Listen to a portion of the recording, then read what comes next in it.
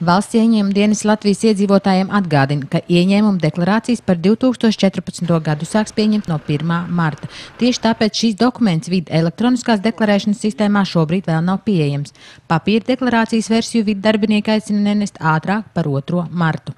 Vide atgādina, ka fiziskajām personām, kuras veic saimniecisko darbību, kā arī individuālo uzņēmumu, tostarp zemnieku un zvejnieku saimniecību īpašniekiem, kuri ir iedzīvotāju ienākumu nodokļu maksātāji, gada ienākumu deklarāciju par 2014. gadu obligāti jāiesniedz elektroniski, izmantojot vide elektroniskās deklarēšanas sistēmu.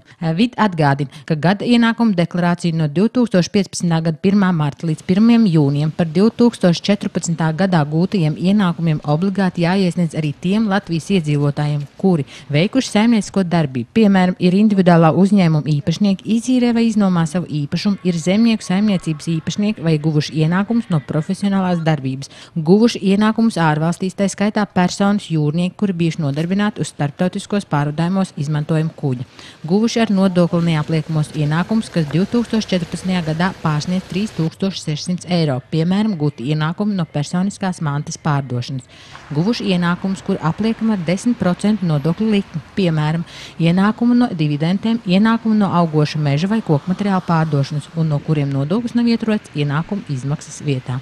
Guvuši citus ar nodokli apliekamus ienākumus, no kuriem izmaksas vietā nav ieturēts nodoklis, tā skaitā no fiziskām personām saņemt dāvinājumu, kas ir apliekami ar iedzīvotāju ienākumu nodokli.